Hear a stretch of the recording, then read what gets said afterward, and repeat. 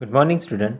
Myself Chirag Sukhani from Rafael BBA College Vapi, and I'm going to teach you financial management subject in SY. And we will continue our chapter that is dividend policy. Now, in earlier session, we mainly discuss about what is dividend, then what is dividend decision. Okay, so what is dividend decision? The firm have to take a decision whether to distribute the profit as a dividend, yeah, whether retain the profit for the reinvestment. Okay, either of these choice will lead to maximizing the shareholders' wealth. Clear? So today in this session we mainly discuss some of the term which is continuously used in this chapter or some of the ratios which is continuously used in this chapter. So term used or the ratio used. So these are the ratios which is continuously used in this chapter, that is earning per share, dividend per share, dividend payout ratio, retention ratio, price earning ratio, then rate of return on investment term and the cost of capital.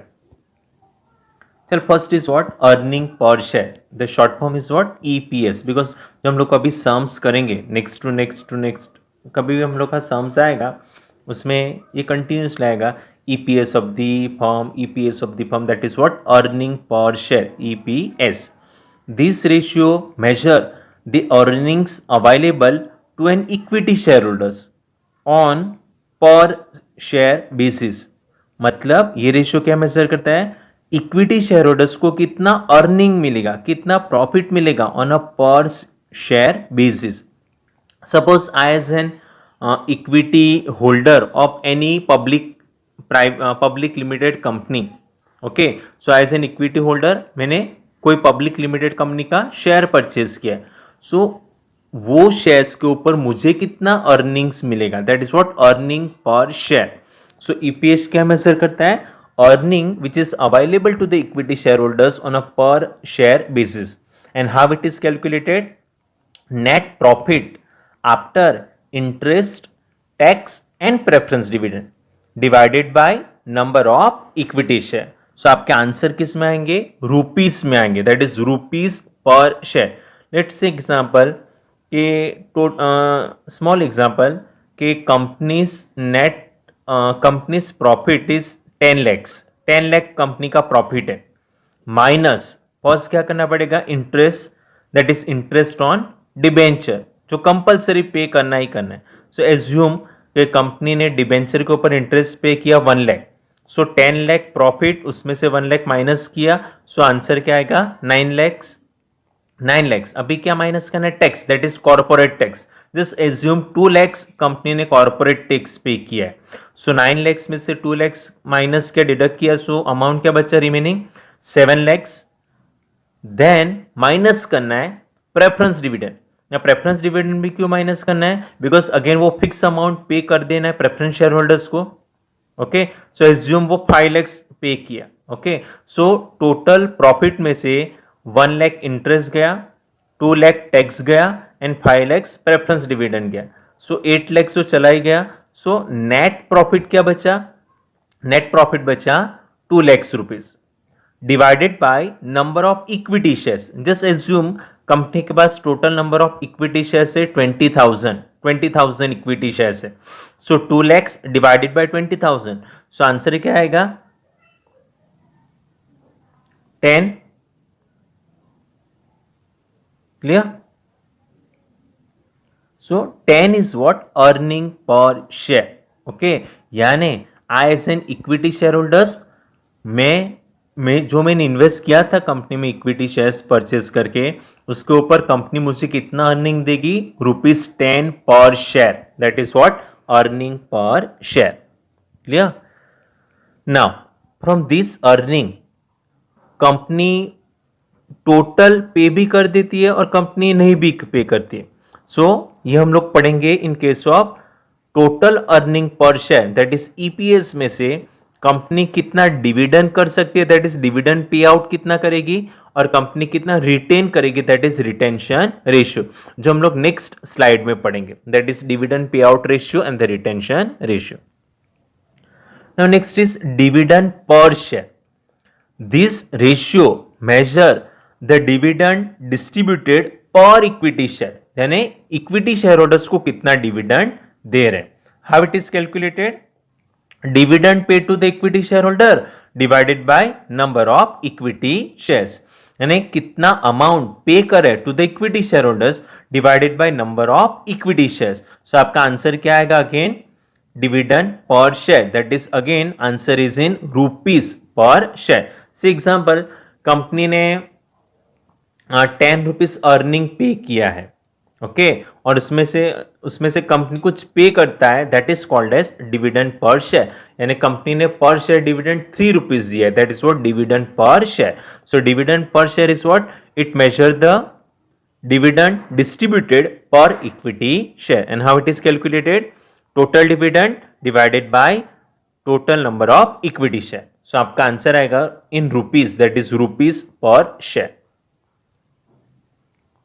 Now third, dividend payout ratio. Now it is DP ratio. This ratio shows what percentage share of the net profit after tax and preference dividend is paid out as dividend to the equity holder. Okay, यानी tax, interest, preference shares ये सब deduct करके जो profit आएगा, net profit, उसमें से company कितना share दे रही है, that is called as what dividend payout ratio. And how the dividend payout ratio is calculated? Dividend per share divided by earning per share into 100. Okay, आपको multiply करना 100 से, तो आपका आंसर किस में आएगा? परसेंटेज में. यानी 40%, 30%, 60%, ये से आंसर आएंगे. से एग्जाम्पल, कंपनी का डिविडेंड पर शेयर है 5 रुपीज, डीपीएस 5 रुपीज है. टोटल कंपनी ने अर्न किया है EPS 10 rupees. So 5 divided by 10 into 100. Okay, so आपका आंसर क्या आएगा? 50, that is 50%. Clear? That is called as what dividend payout ratio. यानी कंपनी ने टोटल अर्निंग्स 10 रुपीज दिया है, उसमें से कंपनी ने 5 rupees as a dividend pay किया. ओके, सो कंपनी का डिविडेंड पे आउट रेशियो क्या हुआ? 50%. Clear? So it should be noted the dividend payout ratio, it is always calculated on earning per share, because जब हम लोग sums करेंगे ना, उसमें कंटिन्यूसली आएगा. आपको ईपीएस का अमाउंट दे दिया होगा और उसको आपको सम्स में बोला होगा कि dividend payout ratio is so and so %. So dividend payout ratio हमें कहां पे कैलकुलेट करना है? अर्निंग पर शेयर से कैलकुलेट करना पड़ेगा. Clear? So dividend payout ratio. Then next is what? Retention ratio. So it refers to the percentage of net income that is retained to grow the business rather than being paid out as a dividend. यानी कितना percentage firm ने अपने पास रखा है for the growth of the business, rather than वो payment किया as to the dividend to the share holders. Okay, यानी कितना परसेंटेज फर्म ने रिटेन किया है, this percentage is called as what? Retention ratio. So retention ratio is what? 1 minus dividend payout ratio. So example, if the dividend payout ratio is 40%, यानी company ने total earning में से 40% dividend pay कर दिया, सो अपने पास कितना रखा? 60%. सो रिटेंशन रेशियो इज व्हाट? 60%. सो मैंने एग्जांपल लिया कि कंपनी का total earning per share EPS 10 rupees है. 10 रुपीज में से कंपनी ने डिविडेंड 30% दे दिया है. सो 10 का 30% कितना? 3 rupees. So 3 rupees as a dividend which is paid to the equity share holder. So remaining कितना बचा? 10 माइनस 3 7. तो 7 कितना हो? 10 का 7 70%. तो 70% अमाउंट कंपनी ने अपने पास रखा, दैट इज रिटेन रखा for the reinvestment purpose, for the growth of the business. That is called as retention ratio. So pay out में से जो बचेगा that is called as what? Retention ratio. Clear? Now next is price earning ratio. ये generally price earning ratio आपको calculate नहीं करना होता है, जनरली सम्स में दे ही दिया होता है. But what is price earning ratio? It measure the relationship between market price per share and equity per share. So P ratio is nothing but market price per share divided by earning per share. Now next important, ये term continuously use होगा, that is rate of return on investment and it is indicated at SR. Okay, so what is rate of return on investment? So it is the rate of return is a profit on an investment over a period of time. And it is generally expressed in percentage. Okay, percentage में होगा कि company का rate of return on investment है 8%, 12%, okay, 9%, 10%. So it is a rate of return is a profit on an investment over a period of time. That means firm ने जो money अपने पास रखा था, रिटेन किया था, तो वो जो रिटेन अर्निंग है, फर्म ने कोई ना कोई प्रोजेक्ट में इन्वेस्ट किया होगा, वो प्रोजेक्ट से कितना रिटर्न आएगा, कितना एक्सपेक्टेड रिटर्न आएगा, that is called as what, rate of return on investment, और वो इंडिकेट होता है with the help of R. So ये कंटिन्यूसली याद रखना है, that is rate of return on investment, that is R. So rate of return on investment is nothing but firm ने जो अपने पास मनी रिटेन किया था, रिटेन अर्निंग था, वो रिटेन अर्निंग कोई प्रोजेक्ट में इन्वेस्ट किया होगा, वो इन्वेस्टमेंट में से कितना रिटर्न आएगा, कितना प्रॉफिट आएगा, this measure the rate of return on investment. And next is cost of capital, that is it is indicated as K. It is also known as required rate of return, equity capitalization rate, etc. So is the rate which is expected by the shareholders. Now in this particular chapter, cost of capital, so यहाँ पे आपको cost of capital mainly क्या याद रखना है, cost of equity capital, because हम लोग ने पहले ही सेशन में देख लिया कि फोकस खाली इक्विटी शेयर होल्डर्स को ध्यान रखना है, ऑर्डिनरी शेयर होल्डर्स को ध्यान में रखना है. सो यहां पे कॉस्ट ऑफ कैपिटल किसका रहेगा, only cost of equity capital का रहेगा. Okay, so in this chapter what is cost of capital और what is cost of equity और equity capitalization is a rate which is expected by the share holders. Actually cost of capital के बहुत सारे meaning रहते हैं. So cost of capital का first meaning क्या होगा, whatever cost which is paid out by the company whenever they raise the money from the market. यानी market से जब मनी रेज करेगा उसके ऊपर जो कॉस्ट पे करता है in terms of interest, in terms of dividend, that is called as what, cost of capital. यानी whatever price paid when the company raise the money from the market, that is what cost of capital. Clear?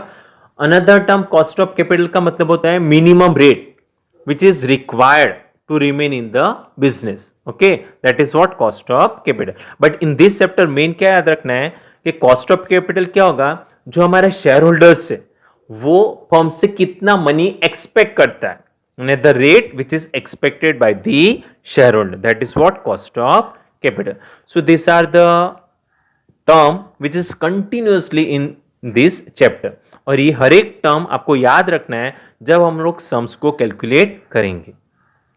Clear? So in next session we will start our main syllabus portion, that is Walter model. Okay, so Walter model आपको हर एक concept भी याद रखना पड़ेगा, as well as हर एक मतलब पूरा याद रखना पड़ेगा जो आपको यूज होगा इन कैलकुलेशन पार्ट और कैलकुलेटिव पार्ट. Okay, bye.